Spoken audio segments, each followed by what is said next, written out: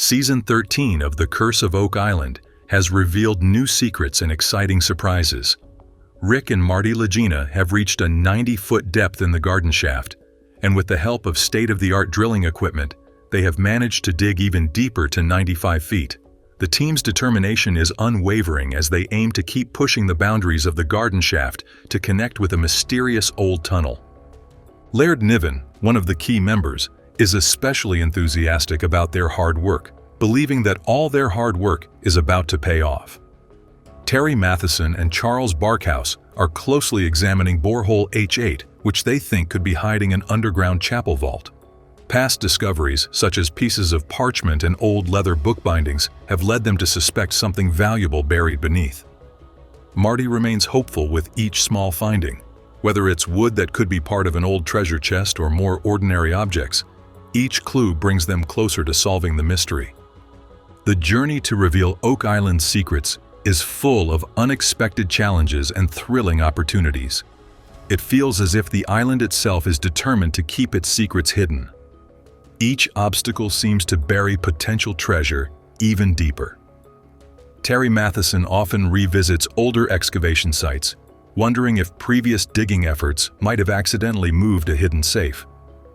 Freshwater testing and ground scans give them more confidence that they are getting closer, leading to more targeted and strategic digging. Rick Lagina is particularly excited about the soil around Site H8 and resource extraction and regrouping, comparing it to setting up camp on the moon. The sagas mention a summer settlement called Hop, south of Newfoundland, which could be in Nova Scotia or even on Oak Island. This is not far from the truth, as butternut seeds were discovered nearby in the L'Anse aux Meadows region, suggesting that the Vikings went much further south than Newfoundland. The nearest place they could have come from is the Nova Scotia-New Brunswick area, suggesting they were on the move. If the Vikings made it to Nova Scotia, it is possible they reached Oak Island. The connections between the Vikings and the Pope are too strong to ignore. The traditional narrative about European arrival in North America is disrupted by the idea that Vikings could have explored and possibly influenced regions like Oak Island. Additionally, the ongoing mystery of Oak Island itself remains incomplete. Marty suggests that if the Vikings traveled as far south as Nova Scotia, there is every reason to believe they could have reached Oak Island. If they were moving down the Atlantic coast, stopping at places rich in resources, Oak Island might have been a perfect spot for a pit stop or more significant settlement. The question is not just whether they visited, but what they might have left behind. Doug introduces a fascinating tidbit that changes the whole narrative. The sagas mention Norse interactions with the Pope. The Norse were known to interact with European powers, and the Catholic Church, with its influence and reach, often played a central role in exploration and land claims. If the Pope and the Norse had a connection, it is not unreasonable to think the Vikings could have been part of a larger operation involving the Knights Templar. On Oak Island, traces of European activity dating back to the 13th century make the timeline more cohesive. Many of the sagas and records from this Marty Lagina, always paying attention to detail, takes a close look at the corridor, realizing it was built long before they started their work on Oak Island. His brother Rick sees this moment as a turning point in their search, as it is located in an area with a lot of metal deposits. Roger Fortin emphasizes the importance of carefully studying the corridor's structure to understand its history. Scott Barlow is eager to speed up the search, convinced they are close to a major discovery. Craig Tester brings positive energy, encouraging the group to keep digging. Rick thanks the team for their hard work and gives them the green light to continue exploring. As dawn breaks, the Duma excavation team arrives at the site, ready to push their search to around 95 feet deep. Billy Gerhardt, Jack Begley, and Gary Drayton are busy exploring an area close to the southeastern marsh, along an old stone path. The team wonders what secrets the path might reveal, and what might be at the end of the corridor. The team starts to think about the skill and creativity required to build such a structure so long ago, which gives them a new appreciation for the people who once lived on Oak Island and the historical significance of their discoveries. As they dig deeper, they begin to find small artifacts that hint at everyday life on the island long ago.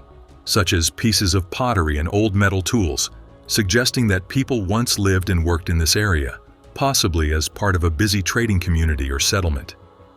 Each find adds to the story of Oak Island, helping to create a bigger picture of its past.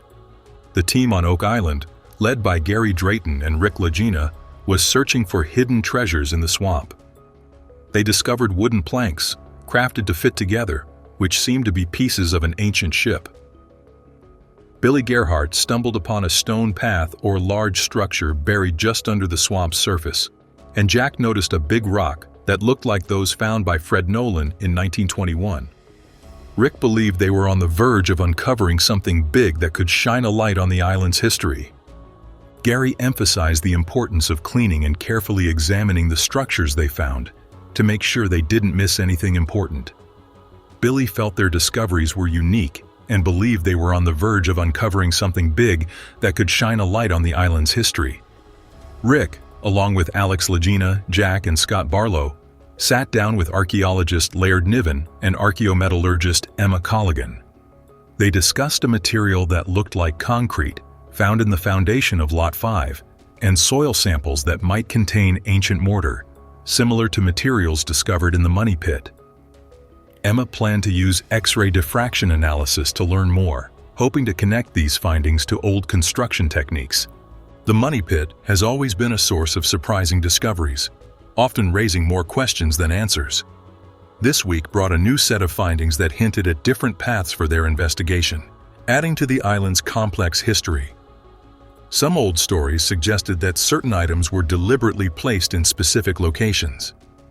Emma's analysis of soil samples from Lot 5 showed a match to the soil from the Money Pit, even though the two places were 104 feet apart. This unexpected link, confirmed by X-ray tests, left experts like Laird Niven and Scott Barlow scratching their heads. As they continued exploring an old stone road, they found a large, hand-forged chain and hook, along with part of a barrel, suggesting that the area might have once been a landing spot for ships, lining up with stories of secret operations and smuggling on the island.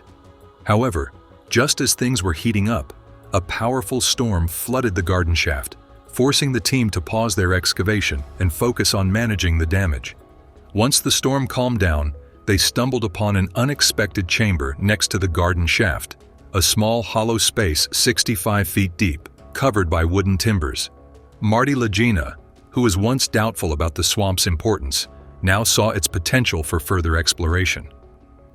The idea that there could be multiple hidden chambers in the Money Pit area suggested a network of man-made spaces, either meant to help or trick future treasure hunters. In conclusion, the team on Oak Island was determined to find hidden treasures in the swamp, but faced challenges such as a powerful storm, a lack of evidence, and the possibility of finding hidden treasures. And if Rick could regain his place as Parker's trusted right-hand man.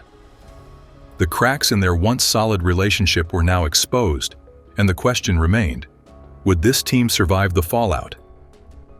The departure of Rick Ness from Parker Schnabel's crew after Season 8 of Gold Rush was not just another departure on a reality TV show, but it was the end of an era where Rick, the hard-working and trusted right-hand man, had built a reputation alongside Parker.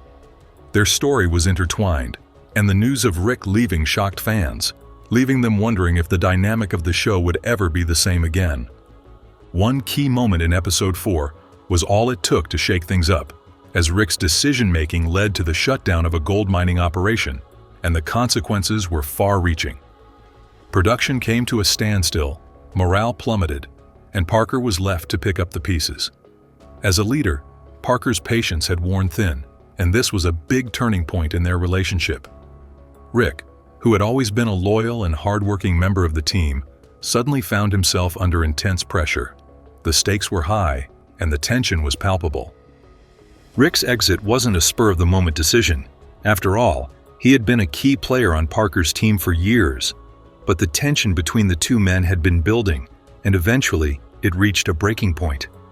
As Rick moved on, he left behind not just a job, but a world that had once been his focus. He set out on his own, launching his own mining operation in the Klondike. This wasn't about quitting. It was about starting over and proving that he could thrive without being under someone else's shadow. He was determined to show that his talents weren't just tied to Parker's crew, and he began to carve out his own path in the gold mining industry.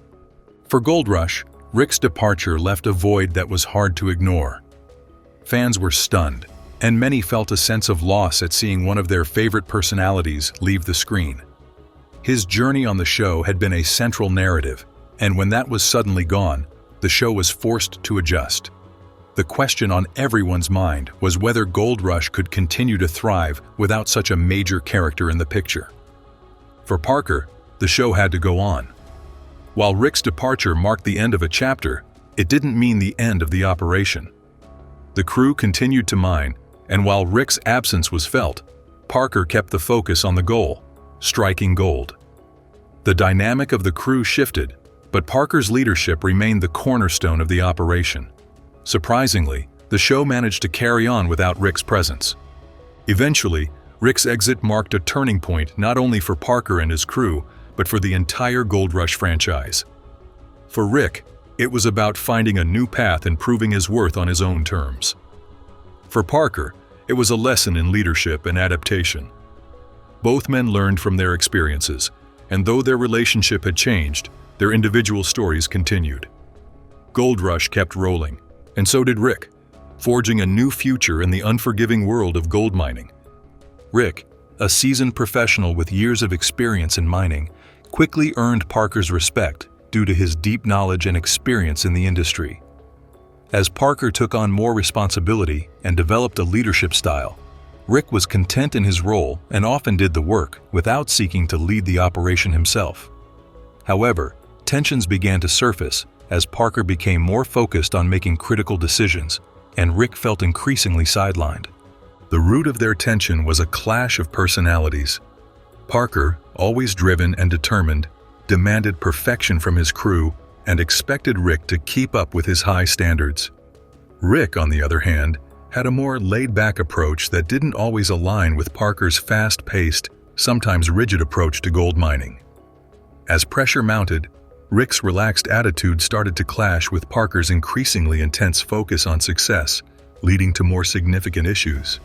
As the season wore on, the tension between Parker and Rick became undeniable, with Parker growing frustrated by Rick's lack of accountability and Rick feeling that Parker was becoming too hard to work with. The once close friendship built on mutual respect was beginning to fray under the pressure of constant disagreements. The roots of this conflict weren't simply based on mismanagement or mistakes. They were a product of two men trying to navigate the demands of gold mining in their own ways, and neither was willing to compromise. Parker's growing success meant he couldn't afford to let things slide, while Rick, who had been with him from the beginning, may have felt like his experience should count for more in tough situations.